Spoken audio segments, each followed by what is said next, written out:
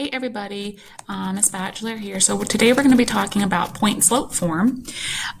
So FYI, just if you look up point and slope form on the internet, majority of the time you will see this y right here on the same side as this y, but it's going to be y minus y1. When we talk about our task in the MVP workbook, we're going to be looking at this form.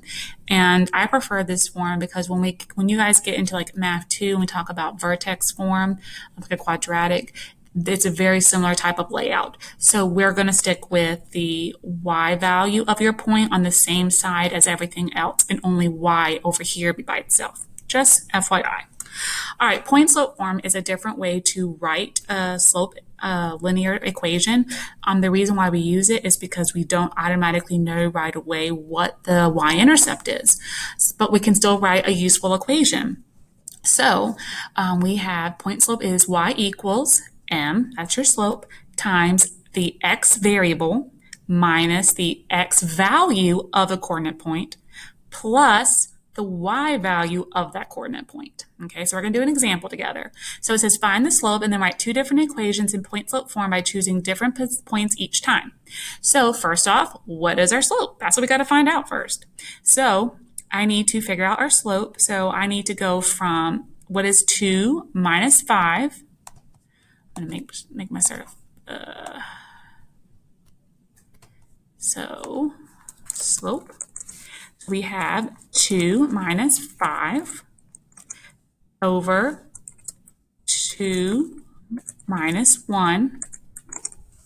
Remember, you take the second y minus the first y over second x minus the first x, and that's going to equal negative 3. 2 minus 5 is negative 3, divided by 2 minus 1 is 1. Remember, we usually don't write the 1 underneath, so our final slope is negative 3. That means our values are going down, the y values are going down 3 for every 1x, okay? So that's what that means in words. So now we can actually write our point slope form, and we pick a point. It doesn't matter which point you use, because if you were to simplify it out, you would get the same answer. So I'm just going to use the first point. So I'm going to use 1, 5. So y equals, I'm going to use my slope. We found negative 3. And then I'm going to do x, that's the x variable, minus, all right, now I need the x value of the coordinate point 1, 5. All right, that'll be 1. It's in the x row. All right, then plus the y value of that coordinate point of 1, 5. Well, that'll be 5. It's in the y row, so plus 5. Boom, you're done. There's your point and slope equation. That's one version. There are many versions as long as a point falls on that line. So now I'm going to choose another one, and I'm going to do 3, negative 1 this time. Okay. All right, so y equals, my slope again is negative 3. We have the same slope, that doesn't change, just the x and the y values. So times x minus, all right, from 3, negative 1, my x value is 3, so minus 3. And then my y value from 3, negative 1 is negative 1. Now, you can put plus negative 1. You really wouldn't see that much. So I'm going to put minus 1, because technically plus and negative is the same thing as subtracting 1. Okay, so there are our two equations using two different points with the same slope. So I would like you guys to try to think about, pause this video and see if you can do this one on your own without my help. Pause it. Did you pause it? All right, so now we're going to work on it. See if your answer matches this one. I gave you a specific point to use here. It's the point negative 6, negative 9 with a slope of 1/2. If you couldn't see that, it's 1/2. So we're going to use the same form right here. Y equals, my slope is negative 1/2. All right, x. Now we're going to minus our x value of that coordinate point, so it's minus negative 6.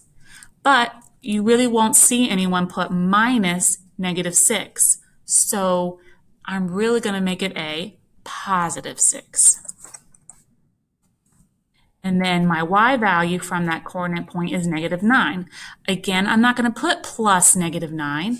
I just put minus 9. So can you see a pattern here? this coordinate point, the 1 ends up negative, and here the 3, positive 3 ends up negative. But over here, the negative 6 ends up positive. Wonder what that means. It ends up meaning that the x value is actually going to be the opposite sign of the original x value in the coordinate point. That's why this is negative 1 and negative 3, and that's why this is positive 6. FYI. All right, now let's find this equation of the line. You want to pause the video, come back, see if you get the right answer. Did you pause it?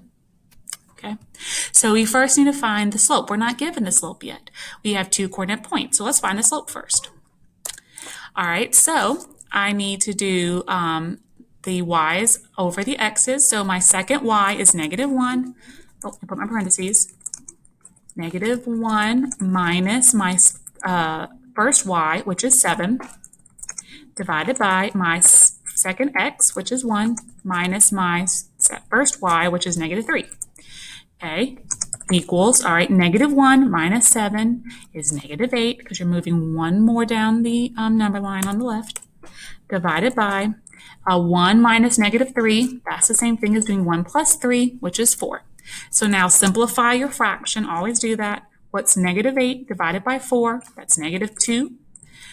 You could put negative 2 over 1, but it's the same thing. So what that means is I'm going down 2 y values for every 1 x value.